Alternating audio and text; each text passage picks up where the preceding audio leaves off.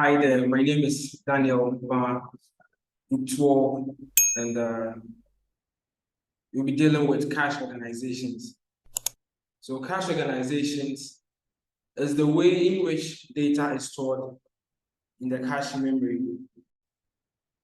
And we have three main types of the cache organizations, which we are going to delve into it. The first one is the direct mapping. The second is the set associative mapping, and the third one is the fully associative mapping. From my research, this is the three main types of cache organization techniques that we use in storing data. Now let's delve into the direct mapping. This is the simplest type of cache organization. Each memory address is mapped to a unique location in the cache. This means that if two memories have the same lower order bit, they will also have the same location in the cache. Direct mapping is easy to implement, but it can have a high rate in the data if it's not distributed in the memory. Let's move to the associative mapping. This is a more complex type of cache mapping. This means it is complex than the previous one, than the direct mapping. For this, each memory address is mapped to a set of locations in the cache.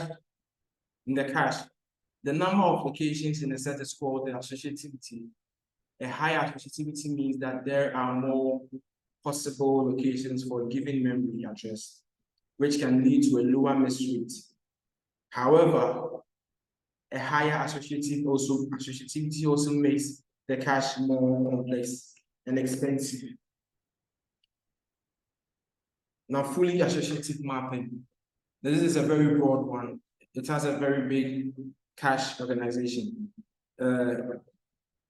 This is the most complex type of cache organization. Each memory address can be mapped to any location in the cache. This means that there is no chance of a miss, but it also makes the cache the most complex and expensive to implement. So arranging them in the hierarchy, arranging them in order, I think this is the biggest. Now, advantages and disadvantages of the various cache organizations. Having known the definitions of the cache organizations, we delve into the advantages and disadvantages of the various cache organizations, or the direct mapped cache, or the mapped cache. The advantages of the direct mapped cache. Simple and easy to put into effect. Since it doesn't do a lot of the work, it is simple and easy to put into effect. And it has a low hardware overhead. Since it doesn't carry the whole tax, it has a very low overhead, and it has a fast hit time. And someone may ask, well, what is the hit time? It's calculated by the average memory access time, which is equal to the time, the hit time plus miss rate time, the miss penalty. And this is the formula we use to calculate or finding the average access memory, which you can find the hit time from this. And you have disadvantages. It has a high fee because of restrained wide variety of cache blocks. Yeah. And two, it increased more misses because of block limited flexibility, of block collision, sorry. Limited flexibility in phrase of block placement. Now let's move to the set associative cache advantages. It has a higher hit fee and direct map cache because of more than one block being saved in each set. It's more bendy block placement than direct map cache. Now let's go to the disadvantages. It has a higher hardware overhead than direct map cache, longer hit time than direct map cache because of the looking multiple blocks, limited scalability due to fixed quantity, fully associative cache. The advantages are it has the highest hit rate among the three. It is most flexible block placement, no struggle misses because of fully associative mapping. The disadvantages is its highest hardware overhead among cache agencies, longest set time due to searching all blocks in cache, limited scalability because of combined physical area and huge tag storage necessities. Now we have cache diagrams. And viewers, these are some examples of cache mapping diagrams. This right here is a vivid example of a mapped cache.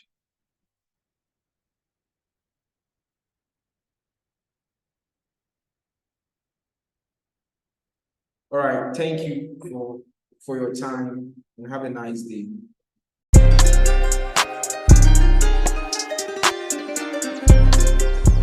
My name is Enim Samuel, and I'm presenter on set associative memory. When we talk about the set associative memory, it's a cache mapping memory technique that falls between directed map and fully associative memory. In this approach, the cache is divided into multiple sets, and each set contains a fixed number of cache lines or blocks. And here's how set associative mapping is. Let's talk about the cache set. Let's talk about the cache set. It's a small high-speed storage component that stores frequently used data or instructions to provide faster access than fetching from the main memory. The main memory is divided into blocks or lines, and the cache is also divided into slots or entries. Let's also talk about the placement. The placement is when the memory block is accessed, and each memory address is divided into three parts, known as the set index, the line or block index within a set, and the tag. The set index determines which set the block can be replaced in. Let's also talk about the replacement. A replacement is if the requested block is not in the cache, and the cache controller determines which line to replace within the set. This can involve various replacement policies like least frequently used, quick replace block which has had fewest hits, or first in first out, which also replace block which has been in the cache longest, or random replacement. Let's talk about the performance. Let's talk about the performance. The trade-off in set associative memory mapping is between cache size and access speed. A higher associativity level generally results in better hit rate, but also increases cache access time and complexity. Let's also talk about the variability. The variability is let's talk about the variability. The variability is when different computer architecture might use varying levels of set associativity, often chosen based on the specific workload characteristics and performance goals. For instance, gaming system or servers might use different levels of set associativity to optimize performance for.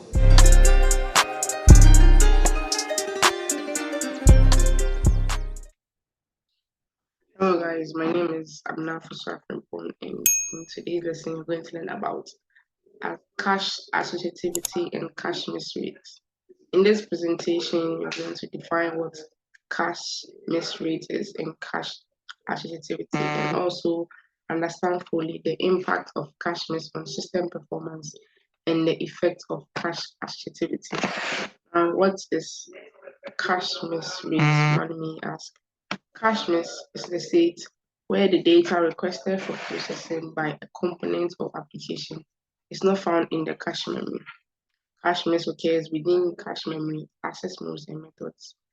The miss rate measures cache performance and determines the average latency of a memory instruction. Therefore, cache miss rate refers to the proportion of memory accesses that result in cache misses, where the required data isn't present in the cache and needs to be fetched from a higher level memory.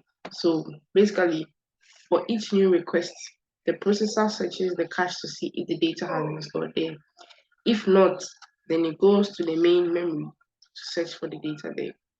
The period where the processor checks the cache and does not find the data is what we term as cache miss. Now we'll move on to the types of cache misses. Cache miss can be classified into three. We have the compulsory cache miss, the capacity cache miss, and the conflict cache miss. So the compulsory cache miss, this occurs when data is accessed for the very first time. Since the data has not been requested before, it's not present in the cache, leading to a miss. These types of miss is unavoidable. Now, as the name already suggests, compulsory, basically, the data is being accessed for the very first time. So it's not going to be stored in the cache. The cache stores data that has already been accessed before. Yeah, so if they are accessing this data for the very first time, it's not going to be in the cache. So therefore, it's automatically going to there's going to be a cache miss.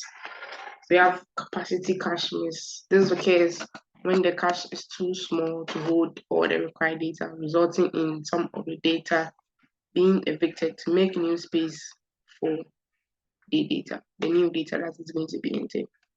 Now, capacity cache miss occurs when the cache does not have enough space to hold all the data that the program is trying to access.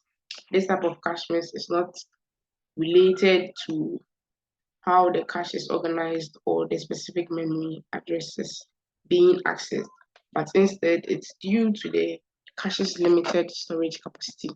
So when the cache reaches its capacity limits and the new data needs to be loaded onto it, some existing data will be evicted, as in removed, to make space for the new data. And when the evicted data is being accessed in the near future, it's going to result in a cache miss. Now we move on to the conflict cache miss. This occurs when the cache goes through different cache mapping techniques, from fully associative to set associative, then to direct mapped cache environment. Now, conflict cache miss occurs mostly in set associative and direct mapped cache. Here's how it works. In the set associative cache, multiple memory addresses are mapped to a specific set of cache lines. If the multiple memory addresses mapped to the same set, they may contain for the limited cache lines within that set. When one address is already in the set and another different address needs to be loaded, it's going to occur as a conflict cache miss. And in the direct mapped cache, each memory address is mapped to a specific cache line. If two different memory addresses map to the same cache line, they contain for the same cache location, leading to a conflict cache miss, and one has to be replaced. So we are going to look at the impact of cache misses on system performance. Now, cache miss can significantly impact system performance. When a cache miss occurs, the system must fetch the requested data from the main memory or another level of cache, which is a slower process compared to retrieving data from the cache. So the frequency of cache misses can be influenced by several factors, including the size of cache, the cache's organization and replacement policy, the nature of the data access patterns. So therefore, understanding and managing cache misses is a crucial aspect. So here are some of the impact of cache misses on the system performance. We have the increased latency, the lower throughput, and the memory bandwidth saturation. Now, increased latency is when the cache misses result in fetching data from a slower, higher level memory hierarchy, which introduces additional latency compared to accessing data directly from the cache. So this increased latency can lead to a slower program execution. And in the lower throughput, frequent cache misses can lead to a lower throughput for applications, as the CPU spends more time waiting for the data and less time executing the instructions. We have the memory bandwidth saturation. Frequent cache misses can saturate memory bandwidth, causing contention for the memory bus. This can affect the performance of other components that rely on the memory access, such as the graphics processing units or the other processes.